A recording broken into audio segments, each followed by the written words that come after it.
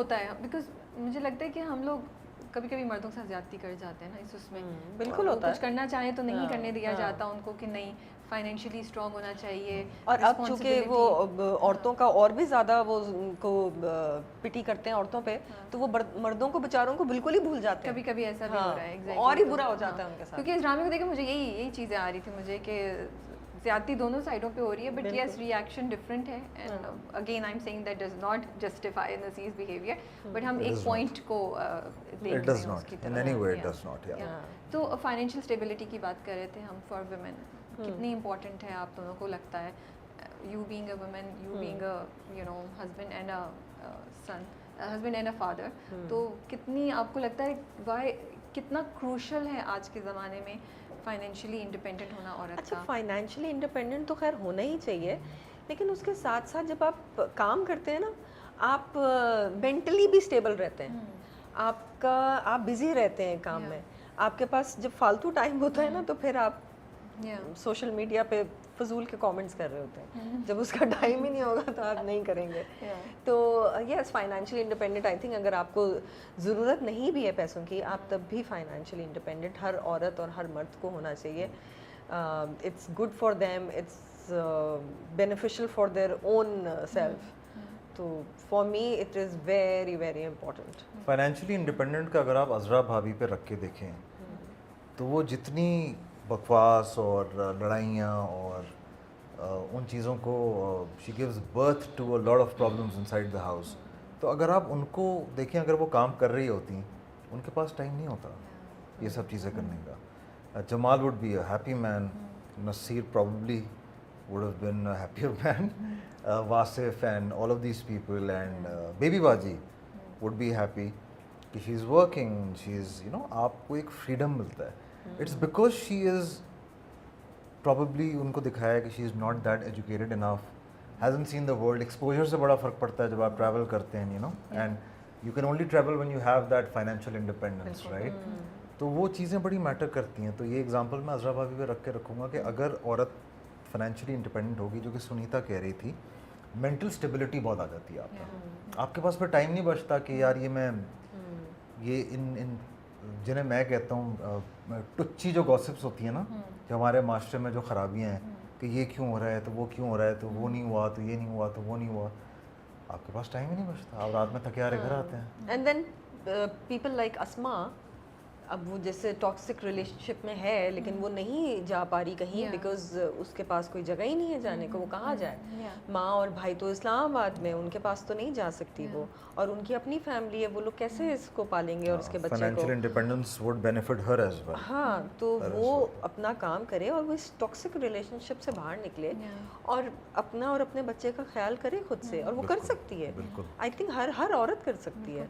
कभी कभी अस्मा पे मुझे गुस्सा जरा ज़्यादा आ जाता है, क्योंकि मैंने कहा अपनी तो हो गई, तो बच्चे की ज़िंदगी तुम्हें ये नहीं नजर आया कि बच्चे पे क्या इम्पैक्ट हो रहा है। ये लगता है कि आपको थोड़ा सा चेंज हो सकता था, या इसका भी एक मकसद है? अभी कुछ एपिसोड्स जो लोगों ने देखी उसमें यही है कि अस्मा आहिस्ता आहिस्ता फाइनेंशियली इंडिपेंडेंट हो रही है। क्यों?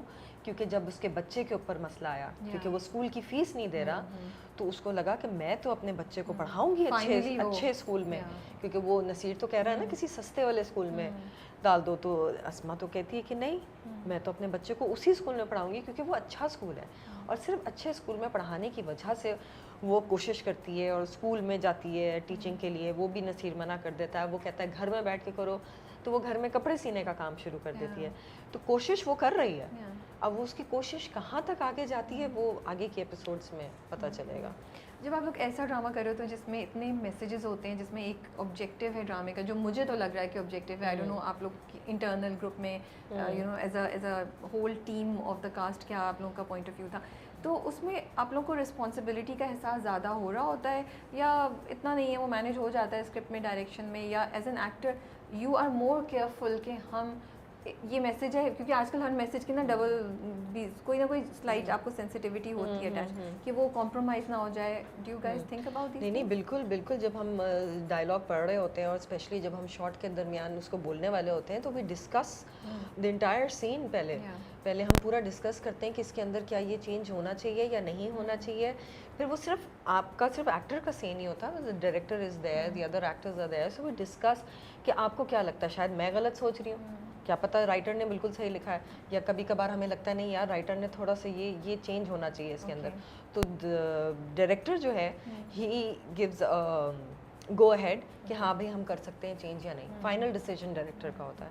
तो कभी कभार होता भी, हम लोग करते भी चीज़ें ड्रामों का purpose since long Pakistani dramas have tried to give out a message.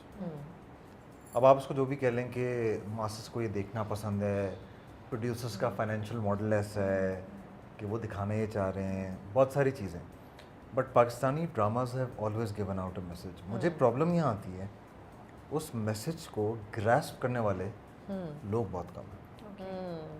आप एंटरटेनमेंट के तौर पे देख लेते हैं, which I don't disagree with, but आपको ये ज़रूर देखना है कि अब यहाँ पे जॉइंट फैमिली सिस्टम टूटी है, क्यों टूटी है, नसीर ऐसा क्यों है, अस्मा पे जो हो रहा है वो नहीं होना चाहिए, अज़रा ऐसी क्यों है, जमाल ऐसा क्यों है, जमाल को थोड़ा सा फर्म होना चाहिए, वो क्यों नहीं है, नसीर इतना पागल क्यों है, उसको नहीं करना चाहिए, you shouldn't be that abusive.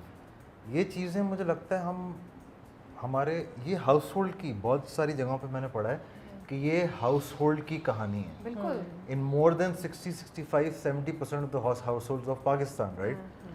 अब जब हम ये एतराफ़ कर रहे हैं कि ये है और हम कह रहे हैं कि हाँ ये है, और हम कह रहे हैं बस ये एंटरटेनमेंट पर्पसेस के लिए, अज़रा की बातें सुनी, हाँ हाँ हो ही, we are enjoying it, but are we taking a lesson? No, we are not taking a lesson. कुछ कर भी वेरी लेते फ्यू हैं। पीपल। आई एम होपिंग कि as the time goes by, आपकी बात बहुत हद तक सही है, लेकिन मुझे लगता है सबकॉन्शियसली कहीं ना कहीं मैसेजेस बैठ होंगे, कहीं ना सब कहीं नहीं बैठ जाती है बैठ वो होंगे। बात। जैसे अस्मा का कैरेक्टर का जो ट्रांजिशन दिखा रहे हैं, मुझे लगता है कि कहीं ना कहीं एक थॉट लड़कियों में गई होगी कि अगर इस तरह मेरा हस्बैंड मुझे अब्यूज़ कर रहा है या मुझे ज़िंदगी में इतनी रिस्ट्रिक्शंस हैं, तो ये एक ऑप्शन है जो मैं कर सकती हूँ। और क्योंकि अस्मा के कैरेक्टर के लिए ना सबके दिलों में बड़ी सॉफ्टनेस थी, हम नहीं चाहते थे उसके साथ कुछ, हम चाह रहे हैं उसके साथ अच्छा हो जाए या बच जाए, तो when we see her rising, I think हम ऑटोमेटिकली लेसन ले रहे हैं, यू नो। अब Farhat on the other hand एक और कहानी है, उधर से हम कह रहे हैं अच्छा पढ़ी लिखी होने के बावजूद ये ऐसा क्यों कर रही है, क्या ये सही है अपनी आवाज़ उठाने में? So I feel the drama is at least starting conversations, action नहीं भी हो तो कॉन्वर्सेशन ज़रूर। तो आप लोग कामयाब हो रहे हैं बहुत हद तक, कॉन्वर्सेशंस आप लोगों ने स्टार्ट कर दिए, which is why we are sitting here also. ये आपने बड़ी अच्छी बात की अभी बीच में कि अगर आपकी किसी की सब कॉन्शियस को भी टच कर रहा है ना ये, तो it makes you think, it makes the person think कि हाँ ये शायद मेरे अंदर इस तरह की कोई चीज़ है, and I need to get rid of it. Because Naseer का जो एंगर है वो, I will be very honest with you, वो नसीर का एंगर उसका 5 टाइम्स कम कर दें, लेकिन वो एंगर मेरे अंदर था 10 years ago, and I had anger, I had temperament issues, right?